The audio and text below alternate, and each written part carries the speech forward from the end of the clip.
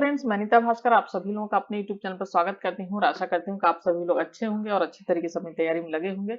और आज हम सिविक्स में प्रैक्टिस सेट 14 करेंगे। अब तक मैं 13 प्रैक्टिस सेट कंप्लीट करा चुकी हूँ और 125 क्वेश्चन के। और जिन लोगों ने पहले की वीडियो नहीं देखी है वो अवश्य वो पहले की वीडियो अवश्य देखें, और जिन लोगों ने अभी तक चैनल को सब्सक्राइब नहीं किया है वो चैनल को सब्सक्राइब कर लें और बेल आइकन जरूर प्रेस कर लें, जिससे कि नई वीडियो की नोटिफिकेशन आप तक तुरंत पहुंचती रहे जब भी मैं वीडियो अपलोड करूं।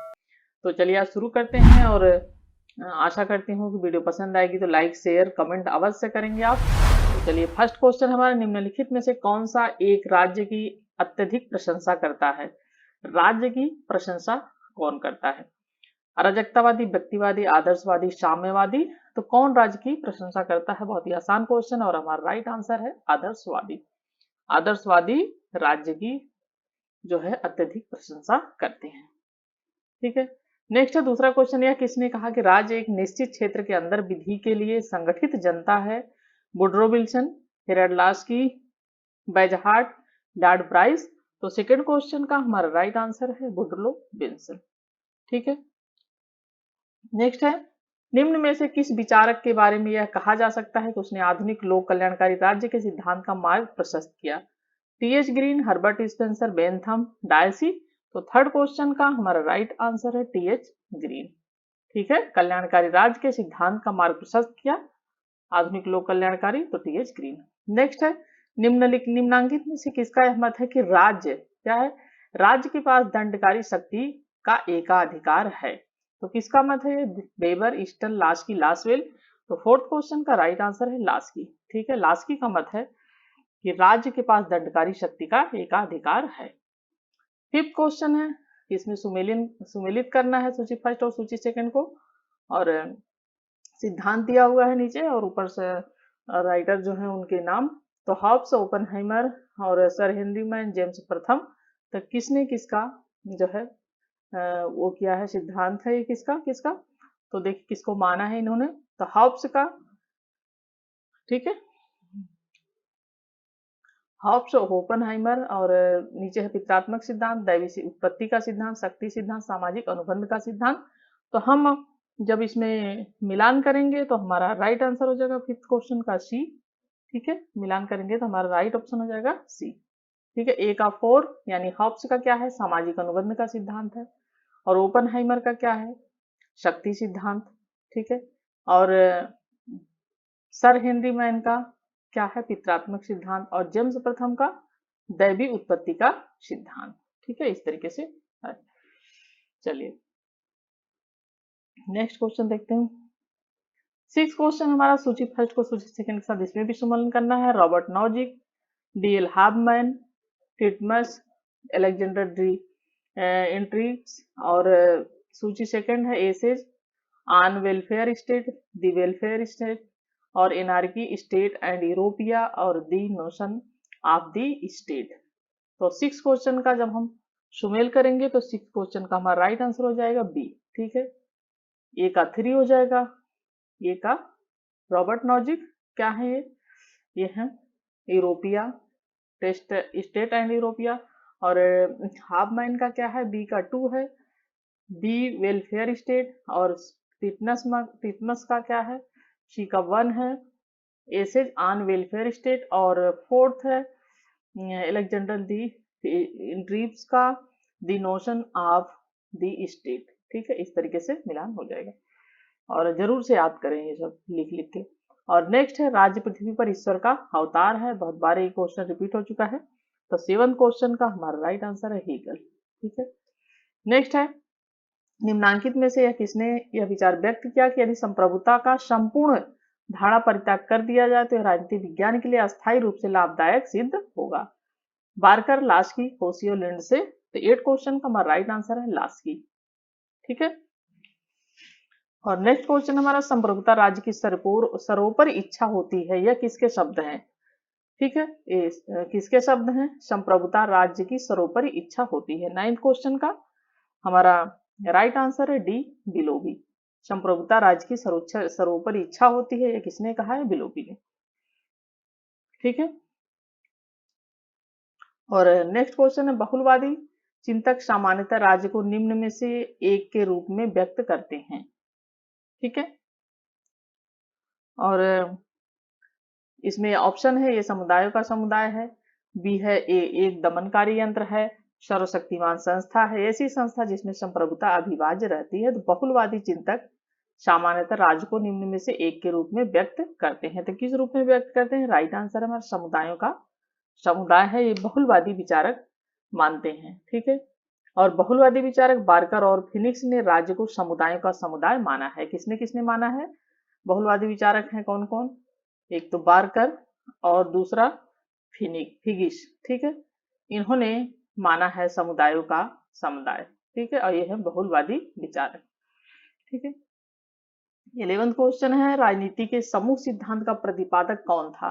Karl Mannheim, Arthur Bentley, Montesquieu, Laski. 11वां क्वेश्चन का हमारा राइट आंसर है बी, आर्थर बेंटले। ठीक है, नेक्स्ट हमारा, प्रत्येक राज्य उन अधिकारों द्वारा जाना जाता है जिन्हें वह बनाए रखता है। यह कथन किससे संबद्ध है? ठीक है, किससे संबंध है? Lord Bryce, T H. Green, Rousseau, Laski. तो 12 क्वेश्चन का हमारा राइट आंसर है लास्की। ठीक है, लास्की से संबंधित है, प्रत्येक राज्य उन अधिकारों द्वारा बनाया जाता है जिन्हें वह बनाए रखता है। 13 क्वेश्चन है, स्वतंत्रता तथा समानता का सर्वश्रेष्ठ सामंजस्य प्राप्त करना संभव है। उदारवादी व्यवस्था के अंतर्गत, समाजवादी व्यवस्था के अंतर्गत, लोकतांत्रिक व्यवस्था के अंतर्गत या आदर्शवाद के अंतर्गत। तो 13 क्वेश्चन का राइट आंसर लोकतांत्रिक समाजवाद के अंतर्गत। स्वतंत्रता और समानता को तभी बनाए रखा जा सकता है जब इन दोनों में आपस में सामंजस्य हो, और लोकतांत्रिक समाजवाद के अंतर। ठीक है, 14 क्वेश्चन, निम्नलिखित में से कौन सा कथन सही नहीं है? सतत जागरूकता स्वतंत्रता का मूल्य है, कानून स्वतंत्रता का निषेध करते हैं, सी है। स्वतंत्र एवं निरपेक्ष प्रेस व्यक्ति की स्वतंत्रता की रक्षा करते हैं, और डी है, स्वतंत्रता का अभिप्राय उस प्रत्येक चीज को करना है जो दूसरे को हानि नहीं पहुंचाती। तो 14 क्वेश्चन का हमारा राइट आंसर है बी, कानून स्वतंत्रता का निषेध करता है, यह सही नहीं है। ठीक है, इसमें क्या पूछा? सही नहीं है, और क्योंकि कानून स्वतंत्रता का क्या करता है? रक्षा करता है। नेक्स्ट है, निम्नांकित में से किसने स्वतंत्रता को सह आरोपित कर्तव्य भाव के परमादेश के अनुपालन के रूप में परिभाषित किया? ठीक है, स्वतंत्रता को शब्द आरोपित कर्तव्य भाव के परमादेश के अनुपालन के रूप में परिभाषित किया, हेगल, ब्रेंडे, बोसागे, कांट। तो 15 क्वेश्चन का हमारा राइट आंसर है डी, कांट। ठीक है, नेक्स्ट है, निम्नांकित में से किसने समानता के वैधानिक आयाम को व्याख्यायित करने के लिए वैधानिक व्यक्तित्व की समानता की अवधारणा का जो है प्रयोग किया है? ठीक है, प्रयोग किया है R.H. ट्वेनी, Herald J Laski, J.F. Stephen, Ernest बर्कर। तो हमारा 16 क्वेश्चन का हमारा राइट आंसर है डी, अर्नेस्ट बर्कर। ठीक, बार्कर है इसके। और नेक्स्ट क्या है क्वेश्चन हमारा? समानता के मुख्य लक्षण है। फर्स्ट पॉइंट है विशेषाधिकारों का अभाव, दूसरा है सभी व्यक्तियों को अपनी क्रियात्मक शक्तियों के विकास के समान अवसर। समानता के क्या लक्षण है? ये समानता के लक्षण पूछा है। चलिए थर्ड ऑप्शन देखते हैं। थर्ड पॉइंट, जाति, धर्म तथा रंग के आदि के आधार पर कोई भेदभाव न करना, बिल्कुल सही है। संसाधनों तथा संपत्ति का वितरण। तो हमारा राइट आंसर इसमें से क्या हो जाएगा? 17 क्वेश्चन का हमारा राइट आंसर हो जाएगा ए, यानी फर्स्ट, सेकंड और थर्ड। ठीक है, ये हो जाएगा। और 18 क्वेश्चन हमारा, 4 एसेज ऑन लिबर्टी पुस्तक किसने लिखी है? J.S. मिल, T.H. Green, J.S. Laski, I.J. Berlin. 18 question का राइट आंसर है बर्लिन। ठीक है, I.J. बर्लिन। नेक्स्ट, विवरणात्मक न्याय का अग्रज प्रतिपादक था? प्लेटो, अरस्तु, एक्विनास, राल्स। 19 क्वेश्चन का राइट आंसर है अरस्तु। ठीक है, डी ऑप्शन सही है हमारा। और इस सूची फर्स्ट को सेकंड के साथ सुमेल करना है। न्यायाधीश, ए पॉइंट हमारा, न्यायाधीश बलशाली का हित है, व्यक्ति द्वारा अपनी प्रकृति के अनुरूप अपने कार्यों का संपादन ही न्याय है। सार्वजनिक उपयोगिता न्याय की उत्पत्ति का एकमात्र स्रोत है, और उत्पत्ति का एकमात्र स्रोत है। और डी है, न्याय का अर्थ प्राथमिक वस्तुओं का न्यायपूर्ण वितरण। ठीक है, और सेकंड है राल्फ, थ्रेमिमेकस, प्लेटो और होम। ठीक है, तो हम 20 क्वेश्चन है, और अगर हम इसमें मिलान करेंगे तो हमारा जो है राइट आंसर हो जाएगा डी। ठीक है, डी हो जाएगा। एक बार आप अच्छी तरीके से ये सारा मिला जरूर लीजिएगा। ठीक है, और 21 क्वेश्चन देखते हैं। 20वीं शताब्दी में निम्नलिखित में से कौन एक नकारात्मक उदारवाद का प्रतिपादक नहीं है। जो ये फ्रेंड्स मिलान वाले क्वेश्चन होते हैं, इसको पहले आप जैसे जो वाक्य है वो लिखिए, फिर उसके बाद नाम लिखिए सामने, तो आपको चीजें याद हो जाएंगी। ठीक है। और 21 क्वेश्चन नंबर, 20वीं शताब्दी में निम्नलिखित में से कौन नकारात्मक उदारवाद का प्रतिपादक नहीं है। Locke, Oakeshott, Nozick, MacIver. तो 21 का हमारा राइट आंसर है माइकाइबर। ठीक है। नकारात्मक उदारवाद का प्रतिपादक कौन नहीं है, तो 21 का राइट आंसर हमारा डी। ठीक है। नेक्स्ट है सहिष्णुता पर 4 पत्र किसने लिखे। Hobbes, Locke, Montesquieu, Rousseau. सहिष्णुता पर 4 पत्र, मैंने जो है लेक्चर वीडियो भी अपलोड की हुई है काफी, तो जिन लोगों ने लेक्चर वीडियो नहीं देखी वो जरूर देखें। ये सब चीजें आपको उसमें अच्छी तरीके से काफी जो है वीडियो मैंने अपलोड किया हुआ है, तो आपको मिल जाएंगे। तो 22 का हमारा राइट आंसर है बी। ठीक है, लॉक। सहिष्णुता पर 4 पत्र किसने लिखा, तो लॉक ने लिखा है। नेक्स्ट क्वेश्चन, निम्न में से कौन विद्वान प्लेटो को मुक्त समाज का शत्रु मानता है। Leo Strauss, Karl Popper, Hannah Arendt, William James. तो 23 का हमारा राइट आंसर है Karl parlour.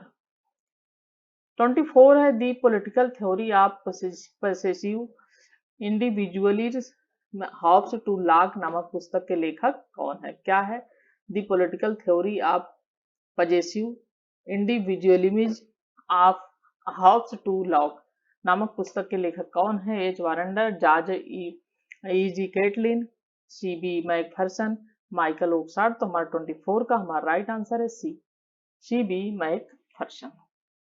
25 question, Karl Marx की निम्नलिखित में से किस कृति में उसके श्रम के प्रति उदासीनता विषयक विचार मिलते हैं। Communist manifesto, Das Kapital, origin of family property and state. और डी है economic and philosophic manuscripts of 18 जो है 1804। ठीक है। तो 25 का हमारा राइट आंसर है डी। ठीक है। कार्ल मार्क्स की किस कृति में, तो इस कृति में उसके उदासीनता जो है विषयक विचार मिलते हैं। ये जो कृति है उसकी economic and philosophic manuscripts of 1884। 26 question हमारा, हॉब्स का सामान्यतः संप्रभु की निरंकुश शक्ति के जिस सिद्धांत के साथ जोड़ा जाता है वह वस्तुतः उसके व्यक्तिवाद का आवश्यक संपूरक था। 26 का वेपर, ऑक्सफोर्ड, लियोस्ट्रास, सैवाइन। तो 26 का हमारा राइट आंसर है सैवाइन। ठीक है। नेक्स्ट है 27, समाजवाद का विशिष्ट घटक है।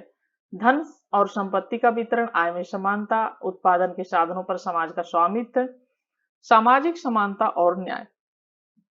तो 27 का हमारा फ्रेंड्स राइट आंसर हो जाएगा सी, उत्पादन के साधनों पर समाज का स्वामित्व। ठीक है, समाजवाद का विशिष्ट घटक है। नेक्स्ट है, इनमें से कौन सा एक सिद्धांत मार्क्सवाद का अंग नहीं है। द्वंद्वात्मक भौतिकवाद, कल्याणकारी राज्य, अतिरिक्त मूल्य का सिद्धांत, वर्ग संघर्ष। तो कौन सा नहीं है। 28 क्वेश्चन हमारा, ये वर्ग संघर्ष तो है ही, अतिरिक्त मूल्य का सिद्धांत भी है। और 28 का हमारा राइट आंसर जो है ये बी है, कल्याणकारी राज्य। ये मार्क्सवाद का अंग नहीं है। बाकी द्वंद्वात्मक भौतिकवाद, अतिरिक्त मूल्य का सिद्धांत और वर्ग संघर्ष तीनों है। नेक्स्ट है, निम्नलिखित में से फ्रांसीसी समाजवाद किसे कहा जाता है। फेबियनवाद, श्रमिक संघवाद, श्रेणी समाजवाद, साम्यवाद।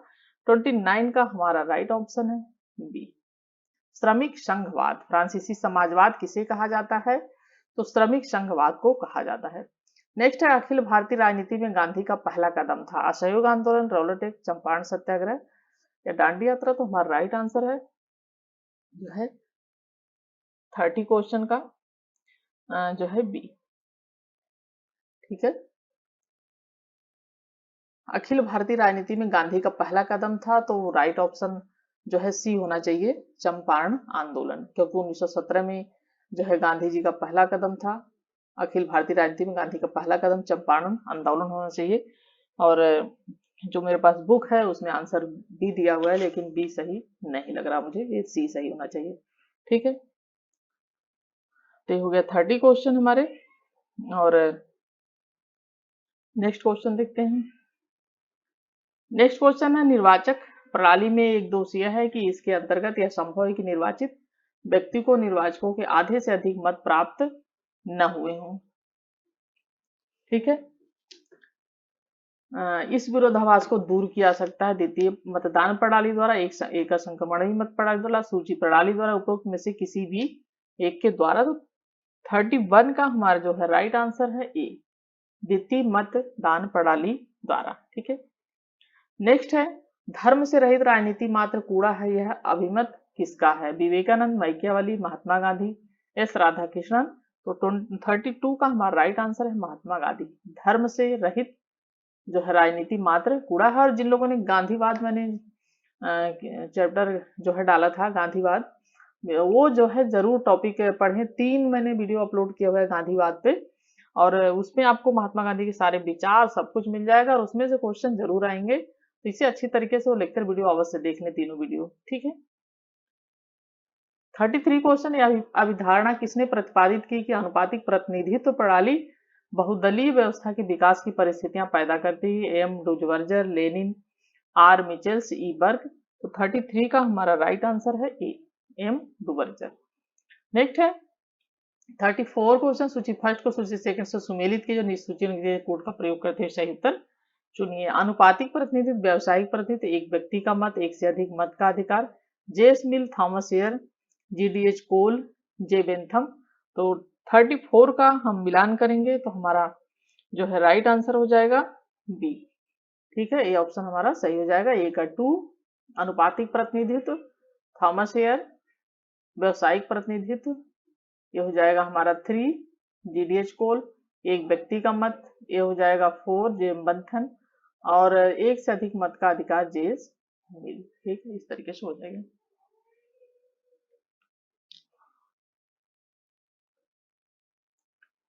नेक्स्ट क्वेश्चन है 35 क्वेश्चन, निम्नलिखित में से कौन कंपैरेटिव पॉलिटिक्स ए डेवलपमेंट अप्रोच पुस्तक के लेखक हैं? ठीक है, क्या क्या पुस्तक है, कौन कौन सी? ये है Gabriel Almond, Abraham Kaplan, Lasswell, Robson. तो 35 का हमारा जो है राइट आंसर है ये। ठीक है, ग्रेबियल आमंड। ठीक है, और 36 क्वेश्चन हमारा, निम्नलिखित विद्वानों में से किसका यह विचार है कि जनमत की निर्माण में सर्वप्रथम भूमिका पर्यावरण की होती है? ठीक है, वाल्टर लिपमैन, लॉर्ड ब्राइस, और एल लावेल, एल डब्ल्यू डॉब। तो 36 का हमारा राइट आंसर है वाल्टर लिपमैन। ठीक है, नेक्स्ट क्वेश्चन है, निम्नलिखित में से कौन सा आमंड के दबाव के समूहों के वर्गीकरण में सम्मिलित नहीं? संरचनात्मक समूह, संस्थागत समूह, समुदायगत समूह, अप्रतिमानी समूह। तो 37 का हमारा राइट आंसर है संरचनात्मक समूह। ठीक है, आमंड के क्या है, दबाव समूहों के वर्गीकरण में सम्मिलित नहीं है। नेक्स्ट हमारा, यह किसका विचार था कि सरकार के निरंकुश कार्यों को सीमित करना? ठीक है, किसका विचार था सरकार के निरंकुश कार्यों को सीमित करना? Dicey, Rousseau, Garner, Strong. तो 38 का हमारा राइट आंसर है स्ट्रॉन्ग। ठीक है, यह विचार था स्ट्रॉन्ग का।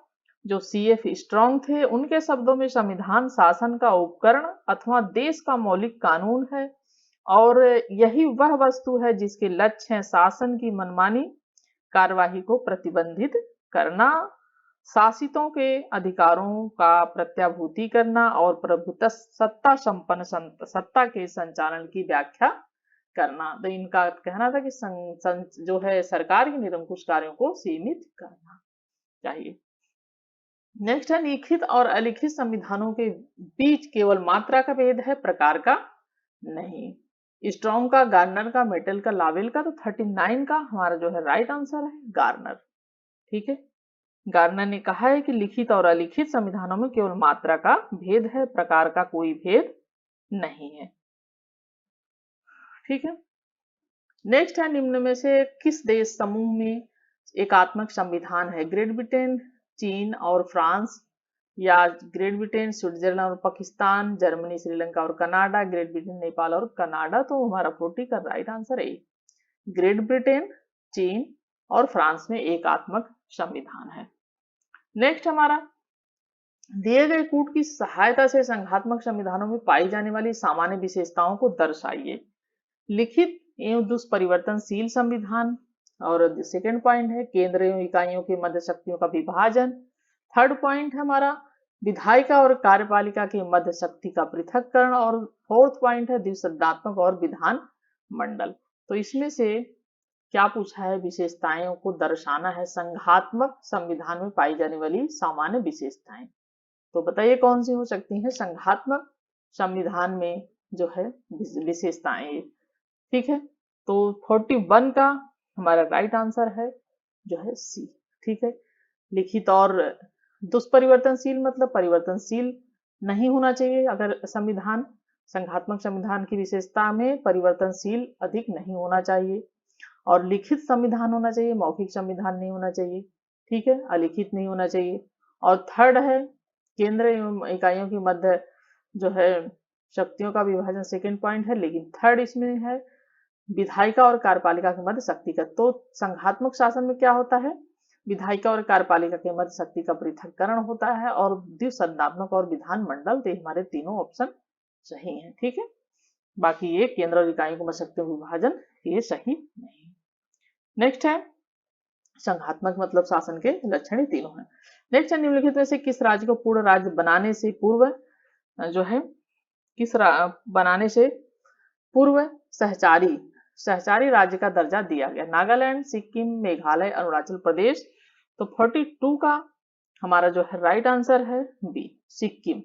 ठीक है, 35वें जो संविधान संशोधन हुआ था 1975 में, उसके द्वारा सिक्किम को पूर्ण राज्य का दर्जा दिया गया था। और दिए जाने से पहले उसे सहचारी राज्य का दर्जा दिया गया था। कब हुआ था, कौन से संशोधन में बना था सिक्किम राज्य, 35। ठीक है, 35। और कब, 1975 में। ठीक है, 1975 में, 1975 में सिक्किम राज्य का दर्जा दिया गया। तो इसे सहचारी राज्य का दर्जा दिया गया उससे पहले।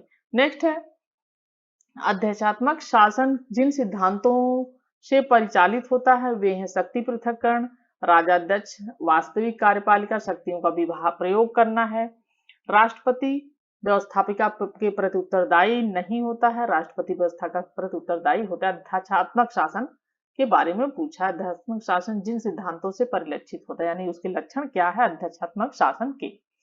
ठीक है, तो हमने 4 ऑप्शन पढ़े और चारों ऑप्शन में अध्यात्मक शासन का क्या लक्षण हो सकता है, 43 का हमारा राइट आंसर है ए। ठीक है, अध्यात्म शक्ति पृथक्करण और राजाध्यक्ष वास्तविक कार्यपालिका शक्तियों का प्रयोग करता है। जो कार्यपालिका शक्ति का प्रयोग कौन करता है, जो राज्य अध्यक्ष होता है वही करता है। और हमारा थर्ड पॉइंट है राष्ट्रपति व्यवस्थापिका के प्रति उत्तरदायी नहीं होता है। ठीक है, जैसे कि हमारे इंडिया में है कि राष्ट्रपति इस तरीके से, तो इसमें प्रधानमंत्री क्या होता है, मंत्रिपरिषद के प्रति उत्तरदायी होता है। और राष्ट्रपति अध्यक्ष होता है, लेकिन उसके पास शक्तियां, वास्तविक शक्तियां किसके पास होती है, मंत्रिमंडल प्रधानमंत्री के पास होती हैं। तो इसमें अध्यात्मक शासन में ऐसे ये सब चीजें जो है इनके लक्षण है। तो फर्स्ट, सेकेंड और थर्ड। ठीक है, और नेक्स्ट है अध्यात्मक शासन प्रणाली का प्रमुख गुण यह है कि यह युद्ध और शांति काल दोनों में कुशल है, यह दल बदल के दोष से मुक्त है, यह मितव्ययी है, यह कार्यपालिका की स्थिरता सुनिश्चित करता है। क्या पूछा है, प्रमुख गुण क्या है अध्यात्मक शासन प्रणाली का। तो 44 का हमारा जो है राइट आंसर है डी, यह कार्यपालिका की स्थिरता सुनिश्चित करता है, अध्यात्मक जो शासन प्रणाली होती है। ठीक है, नेक्स्ट है निम्न में से किसके बारे में कहा जाता है कि वे राजनीति में उग्रवादी पर सामाजिक क्षेत्र में अनुदारवादी थे। जीके गोखले, बीजी तिलक, पंडित मदन मोहन मालवीय, महात्मा गांधी। तो 45 का हमारा राइट आंसर है बी, बाल गंगाधर तिलक। ठीक है,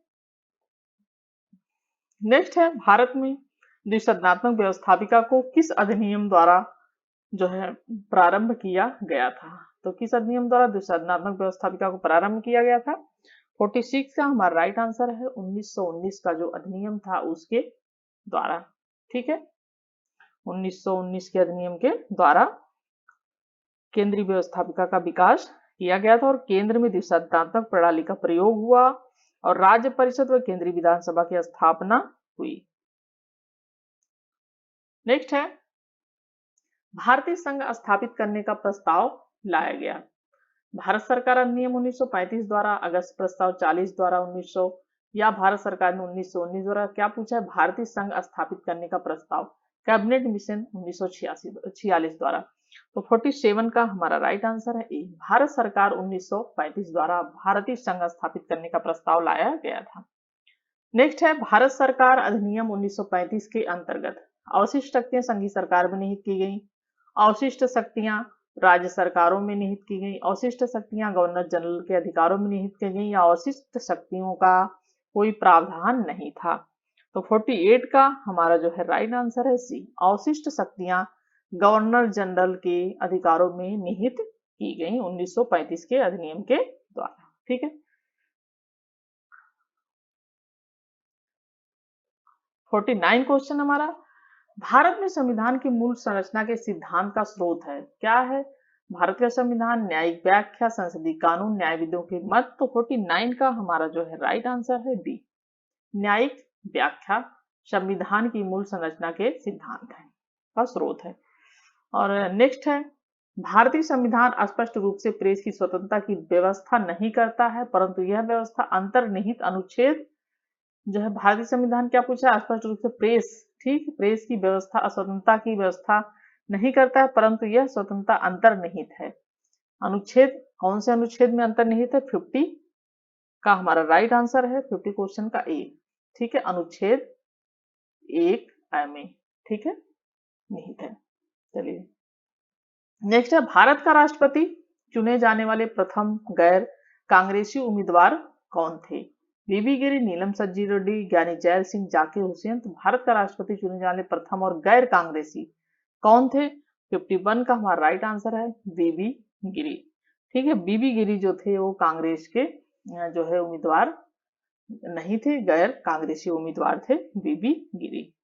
और 1969 के चुनाव में पहली बार कांग्रेस द्वारा समर्थित प्रत्याशी जो है संजीव रेड्डी प्रधानमंत्री इंदिरा गांधी द्वारा समर्थित उम्मीदवार बीबी गिरी से हार गए थे, क्योंकि इंदिरा गांधी उनका समर्थन करती थी नीलम संजीव रेड्डी का। तो बीबी गिरी से ये हार गए थे नीलम संजीव रेड्डी। और कब हुआ था ये चुनाव, 1969 में, इंदिरा गांधी के समय में। ठीक है, 1969 में। नेक्स्ट है निम्नांकित में से कौन भारत का प्रधानमंत्री नियुक्त किए जाते समय राज्यसभा का सदस्य था। ठीक है, ये क्वेश्चन बहुत इंपॉर्टेंट है और पूछा जाता है बार बार। ठीक है, ये पूछता रहता है। तो निम्नांकित में से कौन भारत का प्रधानमंत्री नियुक्त किए जाते समय राज्यसभा का सदस्य था, लाल बहादुर शास्त्री, चंद्रशेखर, इंदिरा गांधी, मोरारजी देसाई। तो कौन था, 52 का हमारा राइट आंसर है सी, इंदिरा गांधी। ठीक है, इंदिरा गांधी। और कब की बात है ये, 1966 की। ठीक है, 1966 की बात है, 1966। निम्नलिखित में से किसने उत्तर प्रदेश के राज्यपाल के रूप में कार्य नहीं किया है, किसने नहीं किया है, बी गोपाल रेड्डी, एम चेन्ना रेड्डी, ब्रह्मानंद रेड्डी, विश्वनाथ प्रताप दास। तो हमारा 53 का हमारा राइट आंसर है सी, ब्रह्मानंद रेड्डी। नेक्स्ट क्वेश्चन है भारत में किसी राज्य कानून की संवैधानिक वैधता को चुनौती दी जा सकती है केवल राज्य के उच्च न्यायालय में। क्या पूछा है, राज्य कानून की संवैधानिक वैधता। ठीक है, ये वैधता है, यहाँ पे थोड़ा मिट गया है, तो वैधता को चुनौती दी जा सकती है केवल राज्य के उच्च न्यायालय में, केवल भारत के सर्वोच्च न्यायालय में, ए और बी दोनों में, केवल एक प्रशासनिक न्यायालय में। तो राज्य कानून की संवैधानिक वैधता को चुनौती किसमें दी जा सकती है, 54 का हमारा जो है राइट आंसर है सी, ए और बी दोनों में। ठीक है, ये भी सही है और ये भी सही है। नेक्स्ट है भारतीय संविधान के निम्न संशोधनों में से किसने ग्राम पंचायतों में महिला आरक्षण का प्रावधान किया है।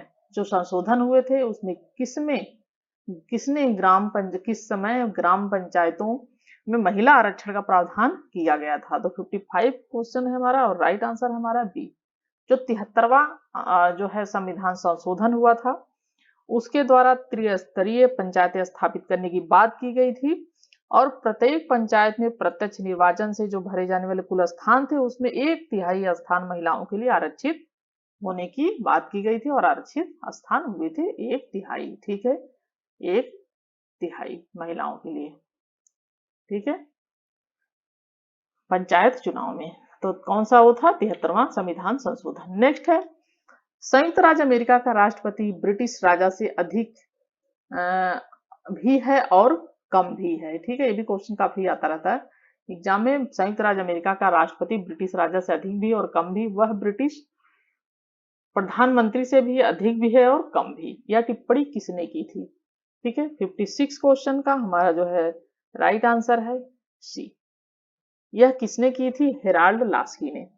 हेराल्ड लास्की ने अपनी पुस्तक दी अमेरिकन प्रेसिडेंट में संयुक्त राज्य अमेरिका के राष्ट्रपति का जो पद था उस पर विचार व्यक्त किया था कि संयुक्त राज्य अमेरिका का जो राष्ट्रपति है एक सम्राट से कम तथा अधिक है, वह एक प्रधानमंत्री से भी कम तथा अधिक है। ठीक है, और उसके पद का जितनी सावधानी से अध्ययन किया जाए उतनी ही उसकी अनुपमता का बोध होता है। तो ये किसने कहा था? हेराल्ड लास्की ने। ठीक है, नेक्स्ट क्वेश्चन है 57 क्वेश्चन, निम्नलिखित में से बजट का सही अर्थ कौन सा है? धन विधेयक, धन व्यय का ब्यौरा, अनुमन्य व्यय और राजस्व रोपण के साधन और तरीके, देश की अर्थनीति का विवरण। ठीक है, तो 57 का जो हमारा राइट आंसर है ये है सी। बजट का सही अर्थ कौन सा है? तो बजट का सही अर्थ क्या है? अनुमन्य व्यय और राजस्व रोपण के साधन और तरीके। ठीक है, तो 57 का हमारा राइट आंसर है जो है सी। ठीक है, और बजट का प्रावधान किस अनुच्छेद में है? भारतीय संविधान को जो अनुच्छेद है 112। ठीक है, उसमें बजट का प्रावधान है। 112 में वार्षिक वित्तीय विवरण अर्थात बजट का प्रावधान है। ठीक है, और प्रत्येक वित्तीय वर्ष के प्रारंभ में राष्ट्रपति वित्तीय वर्ष के संबंध में संसद के दोनों सदनों के समक्ष क्या करता है? भारत सरकार की उस वर्ष के लिए प्राक्कलित प्राप्तियों एवं व्यय का विवरण रखवाता है राष्ट्रपति। ठीक है, नेक्स्ट है 58 क्वेश्चन, सभी राजनीतिक सिद्धांत राज्य को एक बुराई मानते हैं परंतु इनमें एक अपवाद है। ठीक है, आवाज जैसे ये भी मानते हैं, क्या कहते हैं, अराजकतावादी भी और मार्क्सवादी भी और ये उदारवादी भी एक तरीके से मानते हैं, लेकिन कौन नहीं मानता? आदर्शवादी। ठीक है, आदर्शवाद या प्रत्ययवाद ये नहीं मानते हैं राज्य को बुराई। ठीक है, नेक्स्ट है नौकरशाही संस्थात्मक प्रजातंत्र का मूल्य है, यह किसने कहा है? लास्की, रैमजे में और हर्बर्ट मॉरिसन, लॉर्ड मार्ले। तो 59 का फ्रेंड्स हमारा राइट आंसर है हर्बर्ट मॉरिसन। ठीक है, यह किसका मत है कि अभिजन की बहुलता से शासन समझौते का व्यवसाय बन जाता है? Harold J Laski, Raymond Aron, Mosca, Parsons. तो 60 क्वेश्चन का राइट आंसर है रेमंड एरा। ठीक है, नेक्स्ट क्वेश्चन हमारा 61 क्वेश्चन, निम्नलिखित में से कौन सा सुमेलित नहीं है? अल्पतंत्र का लौह सिद्धांत, हर्बर्ट मिचेल्स, शक्ति अभियान, परेटो, शासक वर्ग, मोस्का, वर्गहीन समाज, मार्क्स। तो 61 का जो हमारा राइट आंसर है वो है बी। ठीक है, शक्ति अभिजन, प्लेटो ए परेटो ये सुमेलित नहीं है, बाकी तीनों सुमेलित है। ठीक है, ये किसकी रचना है? शक्ति अभिजन सी राइट मिल्स की रचना है। किसकी है ये? परेटो।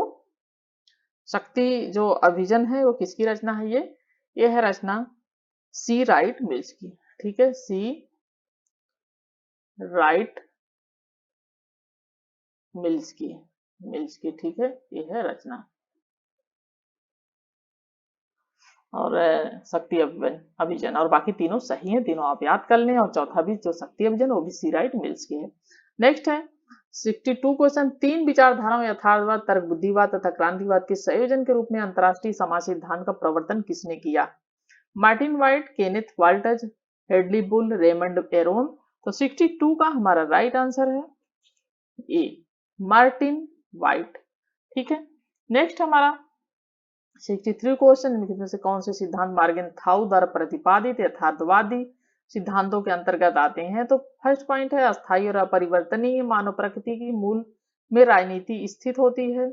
सेकंड है मानव अस्तित्व में स्वहित आधारभूत तत्व है। और बी है थर्ड पॉइंट है बल प्रयोग केवल विदेश नीति का अंग है। और फोर्थ पॉइंट है राष्ट्रीय हित को शक्ति के रूप में परिभाषित किया जाता है। तो ये क्या पूछा है कि कौन से सिद्धांत है जो मॉर्गेनथाउ द्वारा प्रतिपादित यथार्थवादी का जो सिद्धांत है उसके अंतर्गत आते हैं? तो 63 का हमारा जो राइट आंसर है ये है बी। ठीक है, फर्स्ट, सेकंड और फोर्थ, थर्ड वाला नहीं आता है। ठीक है, फर्स्ट, सेकंड और जो है ये फोर्थ सही है इसमें से। नेक्स्ट है 64 question, two concept of liberty. ठीक है, टू कॉन्सेप्ट ऑफ लिबर्टी का लेखक कौन है?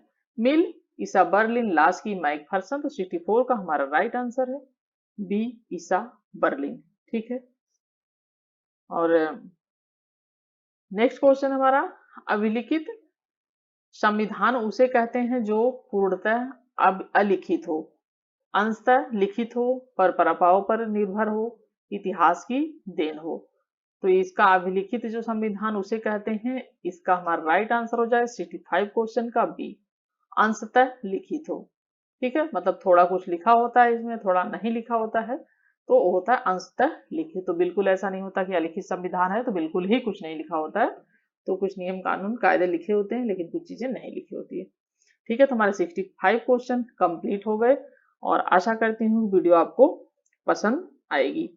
और जो ये मैंने 64 क्वेश्चन कराया, टू कॉन्सेप्ट ऑफ लिबर्टी, तो इसका हिंदी में मतलब होता है स्वतंत्रता की दो संकल्पनाएं। ठीक है, क्योंकि कभी कभी हिंदी में लिख देगा तो आप फिर कंफ्यूज ना हो। स्वतंत्रता की दो कल्पनाएं, स्वतंत्रता की दो कल्पनाएं, संकल्पनाएं है। ठीक है, संकल्पनाएं ये है। ठीक है, और ये कब लिखी गई थी? 1958 में। तो 65 क्वेश्चन कंप्लीट हो गए। फिर कल से मैं 66 क्वेश्चन से आपको कराऊंगी सेकंड वीडियो में। और आशा करती हूँ कि क्योंकि आधे घंटे से ज्यादा वीडियो हो गई है और अच्छी तरीके से इतने क्वेश्चन कंप्लीट करें, थोड़े थोड़े कंप्लीट करते रहेंगे तो सही रहेगा और आपको याद भी रहेंगे क्वेश्चन। तो चलिए friends, thank you for watching video.